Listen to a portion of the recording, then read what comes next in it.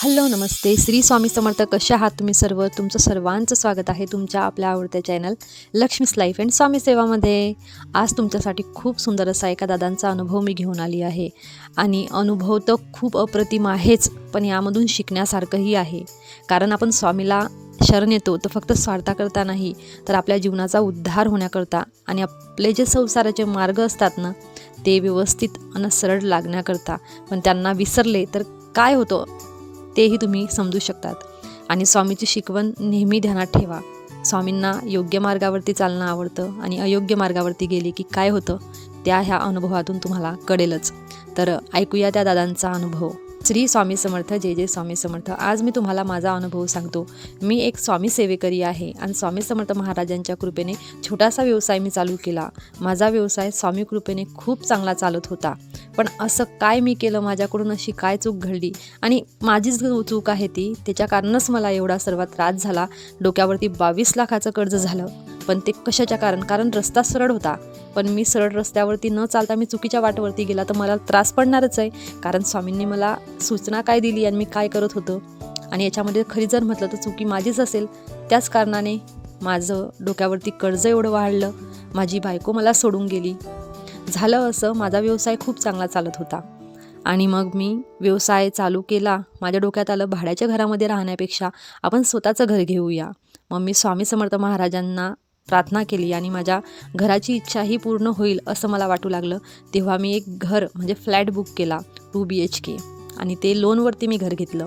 माझा व्यवसाय खूप चांगला चालत होता स्वामींच्या आशीर्वादाने, आणि हळूहळू मी त्याचे बरेचसे जे लोनचे हप्ते होते ते फेडत गेलो.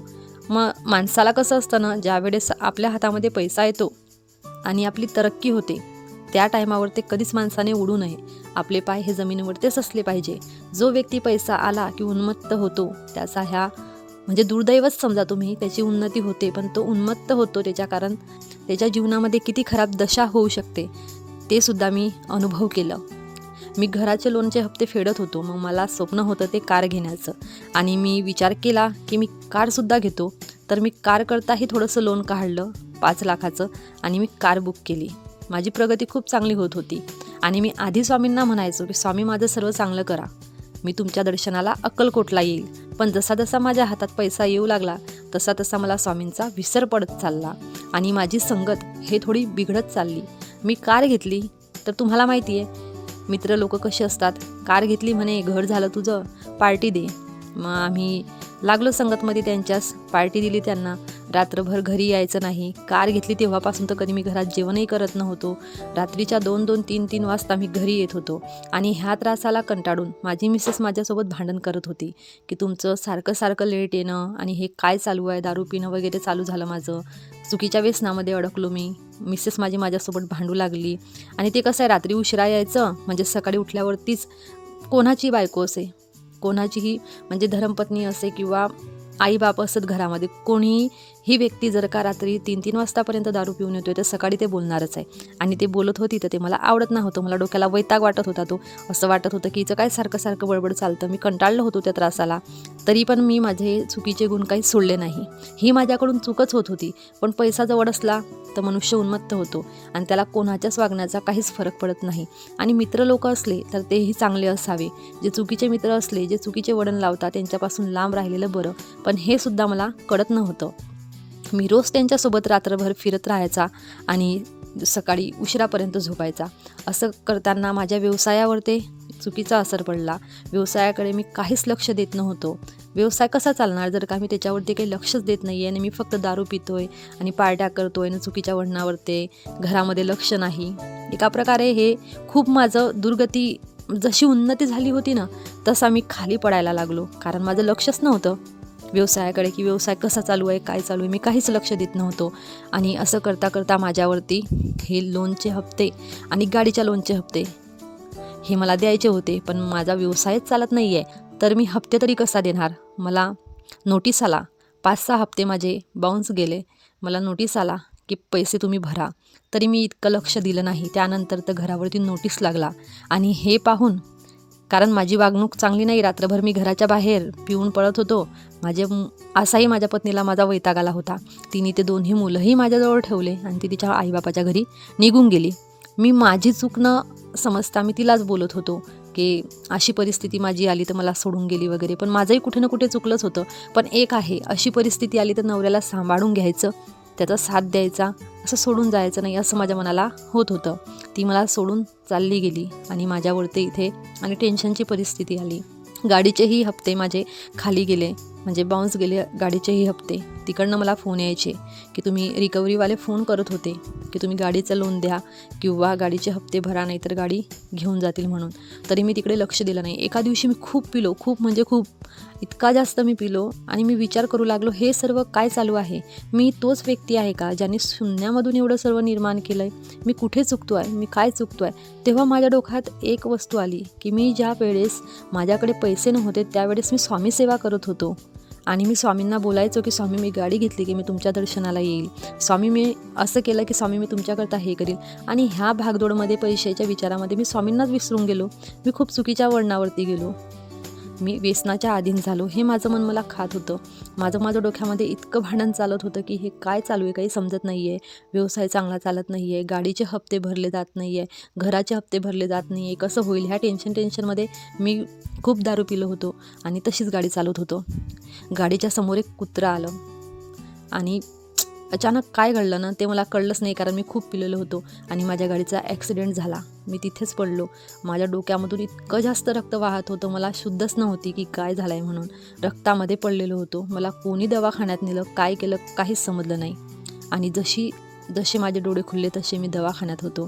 तेव्हा माझे पप्पा माझ्याजवळ बसलेले होते आणि ते मला बोलले, तू काय दशा करून टाकली तुझी?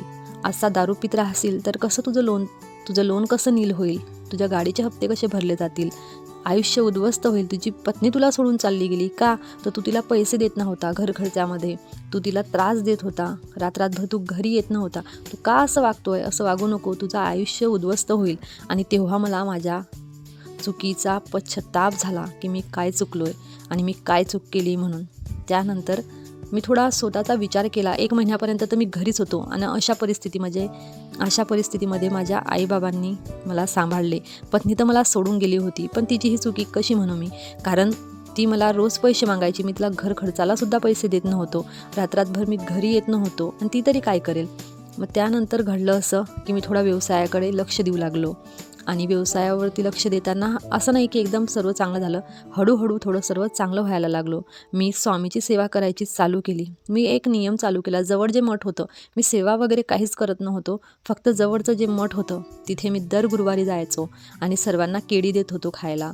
माझा हा नियम चालू झाला. हळूहळू थोडं सर्व चांगलं होत गेलं. माझ्या पप्पांनी 2 लाख रुपयाचं लोन काढलं आणि ते मला दिलं. ते पैसे मी घराच्या लोनमध्ये भरले. त्यानंतर घर जे नोटीस लागलं होतं तेही मागे हटलं त्याच्यावरून. आणि त्यानंतर गाडीचा विचार केला, गाडीचं काय करूया, कारण रिकव्हरीवाले गाडी घेऊन गेले होते. मग त्यानंतर मी थोडं पैशाचं ॲडजस्टमेंट केलं, हप्ते भरले, ती गाडी घेतली. कारण डाऊन पेमेंट मी 5 लाख भरलं होतं, तर खूप मोठी रक्कम होती ती माझ्याकरता. तर मी काय करू तो मला प्रश्न पडत होता. त्यानंतर मी गाडीचे हप्ते भरले. गाडीचे हप्ते पूर्ण नील झाल्यानंतर ती गाडी मी विकून टाकली. आणि मी विचार केला, जोपर्यंत मला असं वाटत नाही की खरंच मला आता गाडीची गरज आहे तोपर्यंत मी गाडीच घेणार नाही. कारण गाडीचे हप्ते, घराचे हप्ते आणि त्याच्यामध्ये हे व्यसनाचं कारण, म्हणजे जेवढं आहे तेवढं खूप आहे आपल्याकरता. स्वामी आपल्याला देता ते खूप जास्त आहे. बाकी जास्त पैसे आले की आपलं डोकं जास्त चालायला लागतं आणि त्याचा त्रास आपल्याला पडतो. हे माझं समजमध्ये आलं होतं. त्यानंतर मला माझ्या पत्नीचाही विचार येत होता की जर अशा समयमध्ये माझे मम्मी पप्पा मला साथ नाही दिली असती तर माझं काय झालं असतं. ज्यावेळेस माझ्याकडे पैसा होता तेव्हा माझी मिसेस माझ्याजवळ राहिली आणि आज माझ्याकडे पैसा नाही म्हणून ती मला सोडून चालली गेली. मग मी घरातल्या लोकांना सांगितलं की मला हिच्यासोबत राहायचं नाही आहे, मला हिच्यापासून डिवोर्स पाहिजे असं मी त्यांना सांगितलं. तेव्हाही माझे वडील माझ्यावरती चिडले. म्हणे, टाळी एका हातानं वाजत नाही, दोघांची चूक असते, तूही तेव्हा चुकला, ती तरी काय करणार. मग असं म्हणून सर्वांनी मला आणि तिच्या परिवाराला यांना सोबत बसवलं. झाली थोडीच फार बोलाचाल. त्यानंतर तीसुद्धा बोलली, रात्रभर जो व्यक्ती घरी येत नाही आहे, ज्याला त्याच्या मुलांचं काही पडलेलं नाही आहे आणि मी घरामध्ये खर्च मागतो तरी तो व्यक्ती देत नाही आहे, मी तरी काय करणार अशा व्यक्तीसोबत राहून? कोण मुलगी राहणार अशा व्यक्तीसोबत? खूप बोलली ती. पण मग सर्वांनी व्यवस्थित तिला पण समजवलं, मला पण समजवलं. कारण संसार ह्या एका व्यक्तीचा नसतो, ह्या दोघांचा संसार आहे आणि थोडी म्हणजे समज आम्हालाही आली, मलाही समजलं मी कुठे चुकलो, कारण माझ्याकडे पैसे आले होते. मी खूप उन्मत्त झालो होतो. मी काहीच परिवाराचा विचार करत नव्हतो. मी फक्त गाडीची चाबी घेतली, गाडी घेतली की निघालो मित्रांसोबत पार्टी करायला. मी घरामध्ये काहीच लक्ष देत नव्हतो. ही माझी चुकी होती. पण आता मी ती पुन्हा चुकी करणार नाही असं मी स्वामींना सांगितलं. आणि त्यानंतर हळूहळू सर्व चांगलं व्हायला लागलं. मी फक्त एकच नियम केला. दर गुरुवारी मी स्वामींच्या केंद्रामध्ये जायचो आणि केंद्रामध्ये जशी जमली तशी माझ्याकडून मी नामस्मरणच करत होतो आणि जसं जमलं तसं मी दान करत होतो. दानामध्ये मी जास्त केळीच सर्वांना खाऊ घातली आणि हा माझा नित्य नियम बनला. एकच विचार केला, कधीच चुकीच्या वळणावरती जाणार नाही, कधीच स्वामींना जे आवडेल ते करणार नाही. पण याचा अर्थ असा नाही की मी स्वामींना विसरलो होतो तर मला ह्या त्रास पडला. पण मी चुकत होतो ना, त्याच्या कारण मला ह्या त्रास पडला. कारण स्वामी जे असतात ना, स्वामींना त्यांचे सेवेकरी म्हणजे त्यांचे लेकरं असतात, ते त्यांना चुकले ना ते आवडत नाही. कारण त्यांना माहिती असतं की माझ्या बाळाला माहिती की मला काय आवडतं काय नाही आवडत, आणि त्याला माहिती असल्यावर तेही तरी तो तशी चुकी करतो, तर याचा मात्र त्रास त्याला होणारच आहे. तर हेच माझ्यासोबत असं घडलं आणि माझ्याकरता ही खूप मोठी शिक्षा आहे. कारण माझ्याकडे काहीच नव्हतं, पण माझ्या स्वामी आईंनी मला खूप सर्व दिलं होतं. पण मी व्यसनाच्या अधीन जाऊन चुकीच्या मैत्रीच्या नादी लागून माझ्या जीवनामध्ये खूप त्रास घेतला होता. आणि त्याची शिक्षा मला हे होती की माझ्या डोक्यावरती 22 लाखाचं कर्ज झालं होतं. पण हळूहळू ती मला स्वामींनीच सद्बुद्धी दिली. माझ्या वडिलांच्या रूपात ते माझ्या समोर आले. त्यांनी मला रागवलं, त्यांनी मला प्रेमाने समजवलं आणि आज माझी परिस्थिती स्वामी कृपेने खूप चांगली आहे. मी जास्त काही करत नाही, पण मी गुरुवारी स्वामींच्या मठात जायचं विसरत नाही आणि गुरुवारी जमेल तशी मी सेवा स्वामींची करतो. खास करून मी अन्नदानाची सेवा करतो. असा माझा ह्या अनुभव होता. आज माझी पत्नीही माझ्याजवळ आहे. माझा व्यवसायही खूप चांगला चालू आहे आणि माझे जो नियम आहे तो सुद्धा चालू आहे. अशा प्रकारे स्वामी आईंनी मला मार्ग दाखवला होता. ह्या माझा अनुभव. श्री स्वामी समर्थ. बघा किती सुंदर अनुभव होता दादांचा. आणि जीवनामध्ये परिस्थिती खराब येते किंवा चांगली येते, ही वस्तू फक्त लक्षात ठेवा की स्वामींना काय आपल्या स्वभावात आवडतं आहे आणि आपल्या स्वभावाच्या कोणत्या गुणाच्या कारण आपण स्वामी सेवेमध्ये आहोत हे नक्की लक्षात ठेवा. चुकूनही चुकीच्या मार्गावर ते जाऊ नका. आणि व्यसन सर्वात चुकीची वस्तू आहे. कारण आज तुम्ही व्यसन करता, पण घरामध्ये आई वडील बायको लेकरं हे तुमच्या कारण त्रासात असतात. एका मुलीला तुम्ही तुमच्या घरी लग्न करून घेऊन येतात. तुमची जबाबदारी आहे, तिचंसुद्धा तुम्ही रक्षण करा. तुमच्या आईबापाचं तुम्ही पालनपोषण करा. तुमच्या मुलांकडे तुम्ही लक्ष द्या. व्यसनाच्या अधीन जाऊ नका. कारण व्यसन कसं असतं, आज तुम्ही पिले, रात्रभर तर ते तुम्हाला म्हणजे चांगलं वाटेल, उद्या तर उतरणारच आहे ना दुसऱ्या दिवशी. मग तुम्ही कशाला पैसे खर्च करतात? त्यापेक्षा ते पैसे तुमच्या परिवारामध्ये खर्च करा, खाण्यापिण्यामध्ये खर्च करा, काही सत्कर्मामध्ये खर्च करा. तुमच्या घरात भांडणंही होणार नाही आणि तुमच्या घरामध्ये स्वामीची कृपाही राहील. तर असा छोटासा अनुभव घेऊन तुमच्यासाठी मी आली होती. तुम्हाला अनुभव कसा वाटला नक्की मला कमेंट करून सांगा. आणि आवडला असेल तर एक लाईक तर बनतं आहे. असेच व्हिडिओ पाहण्याकरता बेल आयकन प्रेस करा, कारण तुम्हाला व्हिडिओची नोटिफिकेशन लवकर मिळेल आणि तुम्ही व्हिडिओ पाहणार. तर झालेली ही छोटीशी सेवा माझ्या स्वामी आईंच्या चरणी अर्पण करते आणि आजचा व्हिडिओ इथेच थांबवते. स्वामी समर्थ महाराज तुमच्या सर्वांच्या सर्व इच्छा चांगल्या पूर्ण करू अशी माझ्या स्वामी आईंना प्रार्थना. श्री स्वामी समर्थ.